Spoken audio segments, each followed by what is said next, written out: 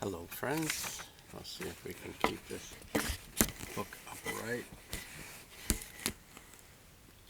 And today I made the decision to ask for the source to assist in the picking of a card that would be useful to humanity as it does the work of awakening. So here's the card that we got. One of my favorite cards. Yesterday we got the 1, Major Arcana 1, and today we get Major Arcana 0, the Fool. And I'm just going to make sure this is actually running, and it is. So, from the Bhagavad Gita, it says, "Fear not, what is not real never was and never will be, and what is real always was and cannot be destroyed." Something to be said for trust. The Fool is a universal principle that is associated with the state of consciousness that we experience before birth and after death. In life's experience, this state of consciousness is often labeled or experienced as being mystical, transcendent, ecstatic, and transpersonal in its nature. The portraiture of the Fool is represented by Dionysus, the springtime god, who is wrapped with 4 coils of a large umbilical cord. With his Bacchus horns and grapes, Dionysus represents the creative power of giving birth to new forms from a state of wonder and anticipation rather than from fear. The Oriental symbol of fear is the tiger. Fear attempts to gnaw at his leg, yet Dionysus doesn't give any power to fear. He looks straight ahead, therefore. Fear, the tiger, cannot make a dent.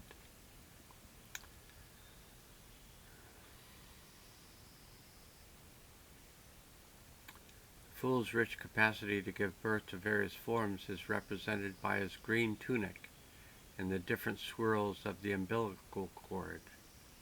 The first swirl of the umbilical cord goes around the heart as a symbol of the Fool's nature to give birth to new feelings.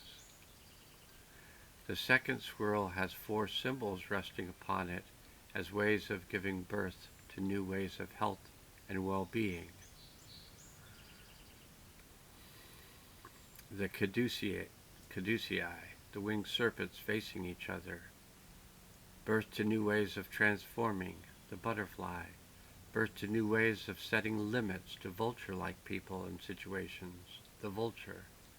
And birth to new ways of being compassionate with one's vulnerabilities and sensitivities, the dove. The third swirl of the umbilical cord reveals 2 people intertwined in an embrace, which represents our capacity to give birth to new forms of relationship.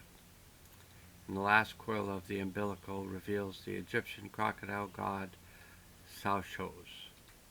At one period in Egypt, crocodiles were thought of as oracles and were embalmed when dead. The crocodile represents the power to give birth to creative vision in our work and creativity. So this is representing us. And the Fool is the principle of courage, state of no fear, ecstasy and peak experience. In the book it says the Fool is the alchemist, so we are the alchemist who hold fire in one hand and the upside down cup in the other hand. He unifies feelings, water, with energy and vision, fire, to create original and innovative ideas, steam, the white drops in the background. The Fool uses his multiple talents, the astrological signs on the coins, to generate abundance, fruitfulness. With his sun belt, he commits himself to bringing creativity into solid, usable matter. The Fool represents the ecstatic adventure of growing and unfolding in our own journey of the hero and the heroine. the flowers between his legs in their different stages of growth and unfoldment. And my sense is that this is a time for fools. This is a time for people who have learned to be balanced, grounded, and stable in a world that's rapidly changing. And from that place of grounded, stable spaciousness, one is open to change, and one has information from Source and from the soul of the earth guiding us in our movement through this time. And we ought to take advantage. I would suggest again that you listen to the more recent videos I've made from the book Attuned by Thomas Hubel, where Thomas is teaching us how to be present, stable, grounded, balanced, and open, spacious to our creativity. So if you want to learn how to do those things, you can listen to the videos, and then I would suggest practice the exercises. If you really want to embody what the words mean, you have to experience what the words mean. Okay, so a little class on magical, mystical, foolish behavior on today, the Day of the Fool. Now let's go.